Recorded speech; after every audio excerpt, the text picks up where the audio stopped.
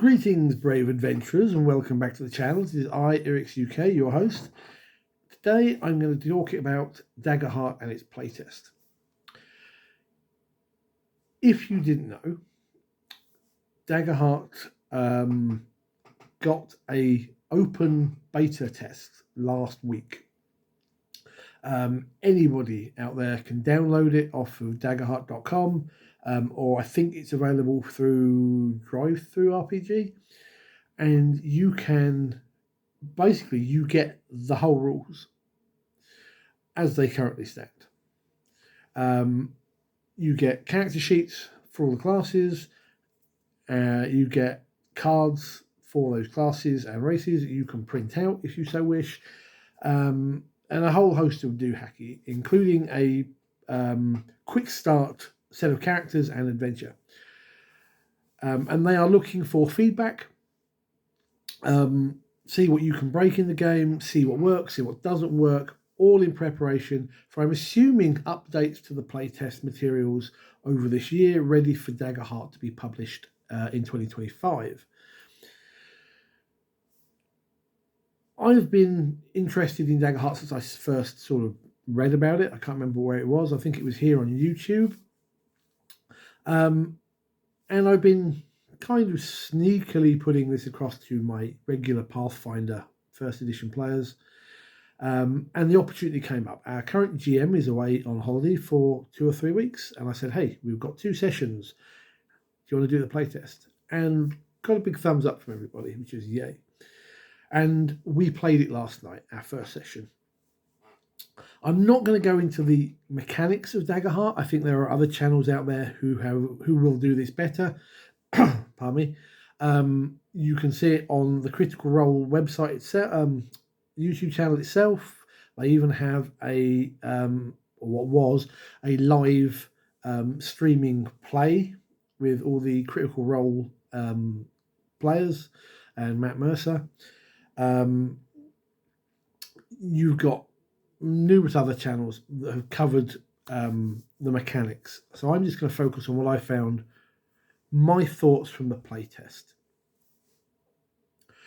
The first thing is what I'm referring to, possibly wrongly, as the free-flowing role playing.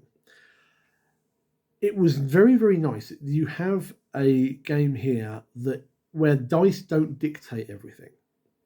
So an example of this is, let's say you've got a ranger, and you've had this fight in the clearing. You're trying to track somebody. Can you find them? Most games, D&D and Pathfinder included, will have you do some sort of survival, tracking, or perception check to find them. And if you don't, you're kind of stuck until you do find something or you come up with an idea. Daggerheart doesn't do that. Basically, if there's no problem, there's no reason to invent a situation. Let's say in this, you've come out of a fight, you just find them. In our case, anything that was relevant, I had the appropriate class that a player was playing to be successful. So if you need them to find these tracks and follow them, they just do it. You don't need to roll for everything, especially with the hope and fear mechanic, which I will slightly touch on later on. Because if you don't know anything of the rules, I said I wouldn't go into rules, you roll a 2d12, one is a hope dice, one is a fear dice.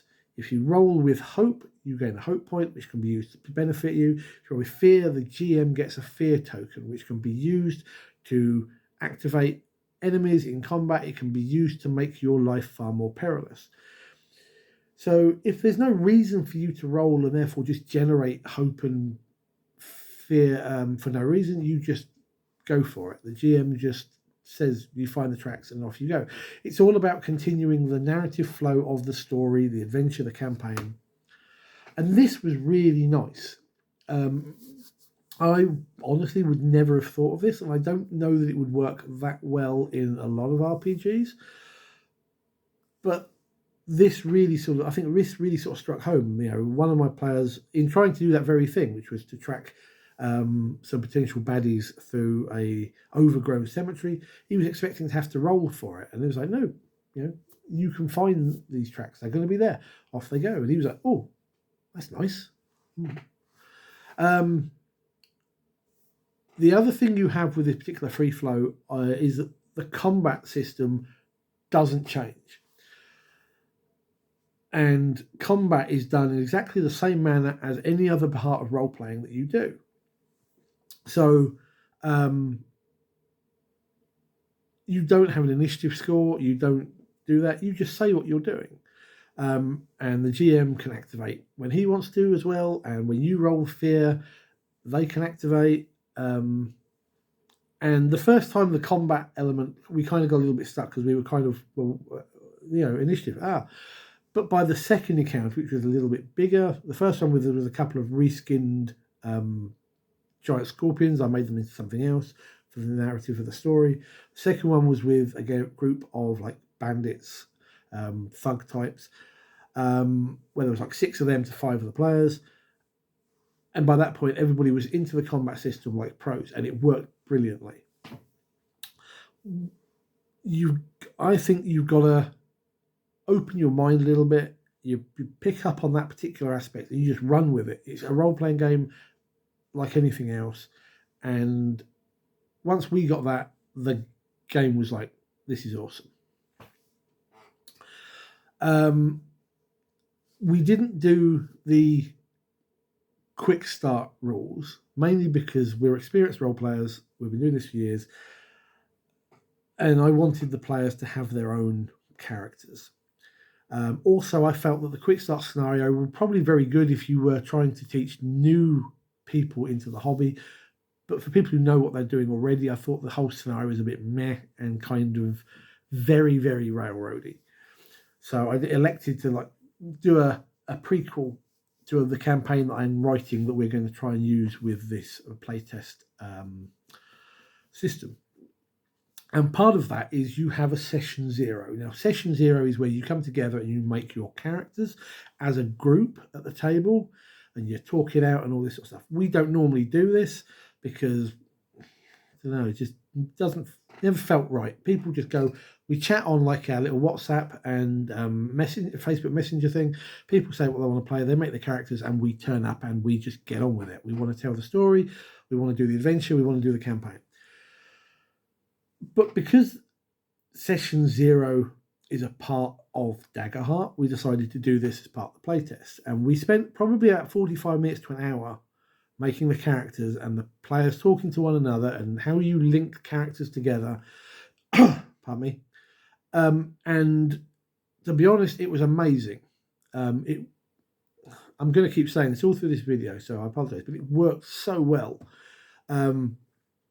The players were bouncing off one another like, I've never seen them do before.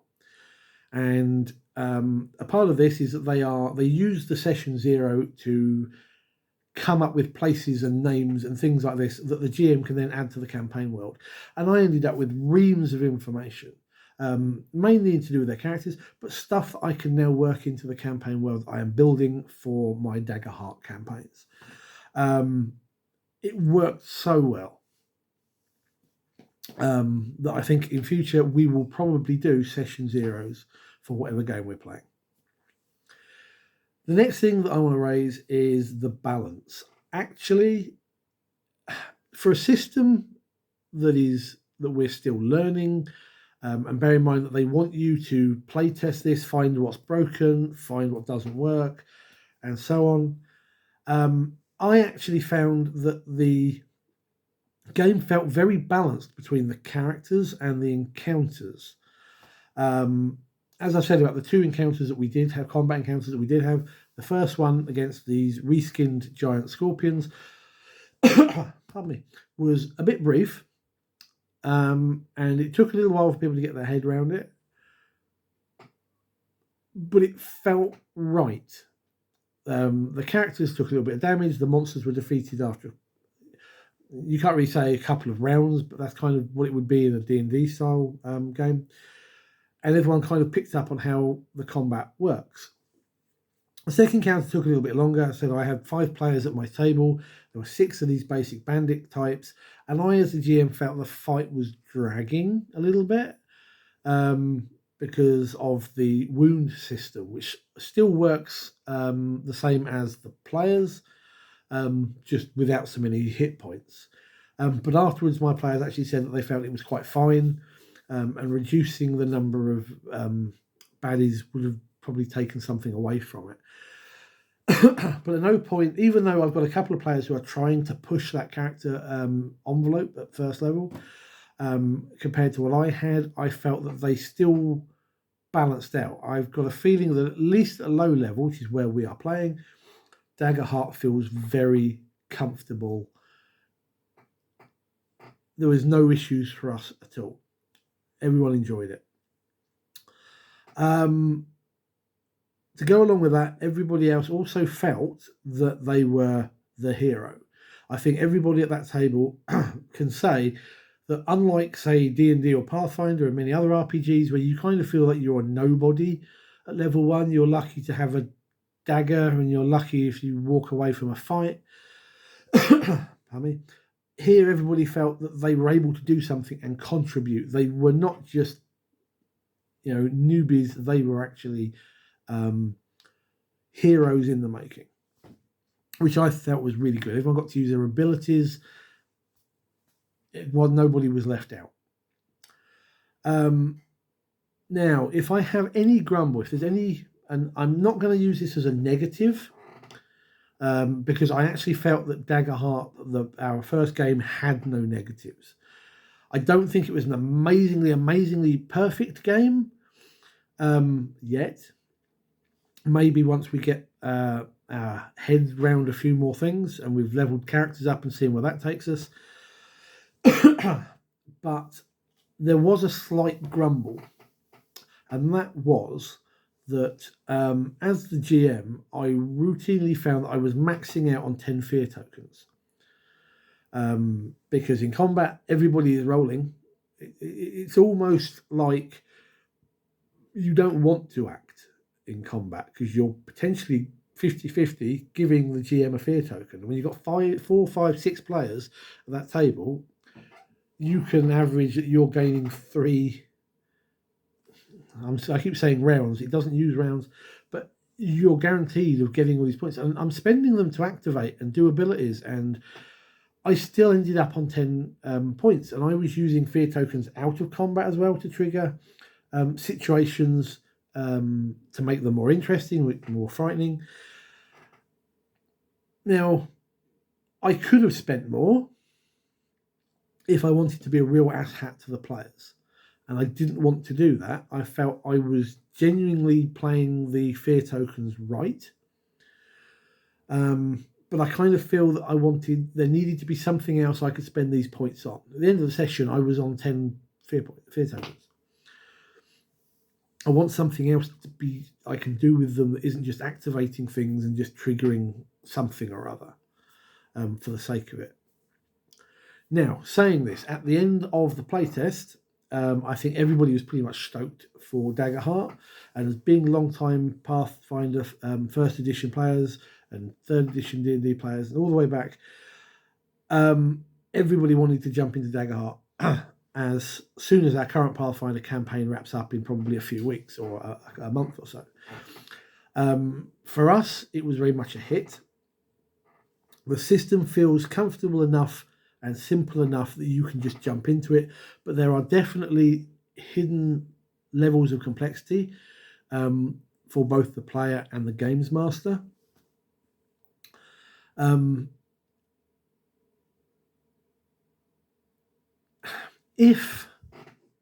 obviously, this is just a playtest. This is a beta test, and from the way things have been worded, I'm expecting that maybe in a couple of months we'll get like almost a playtest version 2. I have some extra things, have some things changed or some things added. I really think that you need some more classes. Now, obviously, this is not a D&D copy. It's not a sort of clone of 5th edition. But I think it was felt that there needs to be equivalent barbarian type. Warrior doesn't quite do it. There needs to be a barbarian type. I've seen people say there isn't a monk, and they want to port their monks over from D&D 5th, and there's no way of really realistically doing it. And apparently there are other races that were in the convention playtests that were done by the author and developers last year, which didn't appear in this. There is equivalent to the Genasi type, the Earth People, Stone, Fire, Earth, Water. You know what I mean. It's a long day. So I'm hoping that more stuff will be added. The only other last thing I will mention is I wasn't overly fond of the gold mechanic. Instead of having gold pieces like a normal game, Daggerheart just basically goes, here's a handful of gold, three handfuls of gold are a bag of gold, so many bags of gold are a chest of gold, so many chests of gold are a hoard, so many and you don't buy equipment in the same way. It literally is just a case of you will be buying weapons, armor, and it's based on the tier of the character. And I think it's 0, 1, 2, 3, 4. And it's times that many tiers in bags of gold, I think. Pardon me, got a bit of a cough coming, I think. If you haven't had an opportunity to download and try Daggerheart, I fully recommend it. Go for it. I don't think you'll be disappointed. If you like D&D 5th, I think you will like this. If you like we do, generally the crunch of something like Pathfinder, you will have to look for it, but it is there. And a change of pace is always good anyway. Thanks for watching. Just a little thought on, after one session, about the game. We're going to continue this particular scenario in a couple of weeks, so I'll do another video after that just to see if anything changes once people have had a chance to get their heads around what they've done and so forth. In the meantime, download that playtest, give it a go, give them some feedback. You can do feedback on the daggerheart.com website. There is also a really cool, it's on, let me just find it on my computer here, Demiplane. There is an online character creator and leveler, a bit like old Hero Lab, on there. And you can also, in your character sheet, you've got a section for giving feedback at the end of a session. Anyway, let me know if you've played the game. Let me know what you think. Were you yay? Were you nay? And why on both instances? Let me know. If you managed to get a broken build, let me know. Because I really haven't seen anything overly strong yet.